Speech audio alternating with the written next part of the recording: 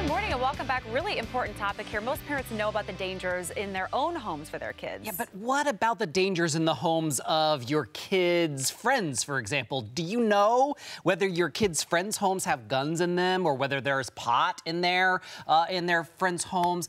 Melissa Benaroya is a parenting coach. Talk about when there's a situation where there is a gun inside the home. This could be a family you've known for a long time, but now you have kids and you are kind of wondering, how do I approach that conversation? Do I ask them if they have a gun in the home?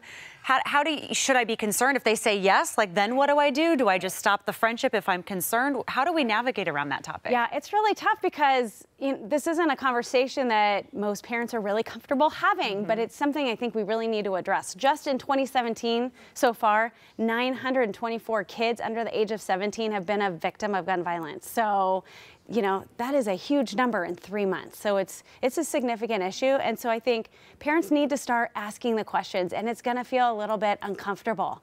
And there's ways to ease in by saying things like, hey, you know what? Sophie's really excited to come to your house to play today. I just have a few questions for you. So just kind of easing in, like being really positive. You know, this may sound really weird, but I'm curious, do you guys keep any guns in your house? Or even putting it on somebody else, saying things like, you know, I was in my pediatrician's office the other day and they asked me if I asked parents that Maya visits whether or not they have guns in their house. I never thought about this before, but I think it's a good question. So do you mind sharing with me? So I think there's ways that we can ask. Parents have gotten really comfortable talking about food allergies, right? That's a danger to kids. So I think we need to just start the dialogue and normalize that this is a question that all parents should be asking when their kids visit others' homes. What other questions are we not thinking of? I mean, pot is now legal in our state, for example, and as a parent now, I'm like, I guess I should start asking my daughter's friends' parents if they have pot in the home. Again, no judgment on that part. Like, it's fine if they do. There's no judgment. I just want to know. Right, exactly. So I think asking those questions, and then if they do, I think maybe a follow-up, whether it's guns or marijuana, you know, where do you keep that secured? Is that locked up in your home?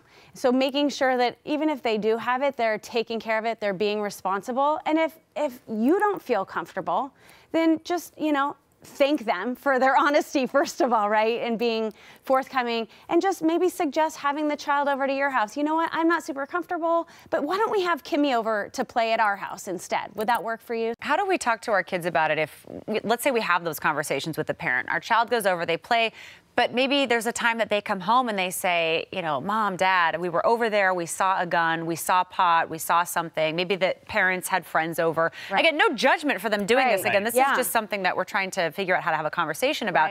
How do you handle that? Because you have to be careful about protecting your child and empowering them to talk to you about it, but you also obviously want to look further into it.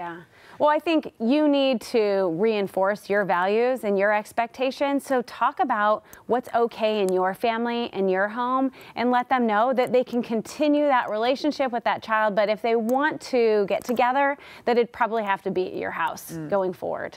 It's not any help to address what happened or talk to that parent, because it doesn't change the situation.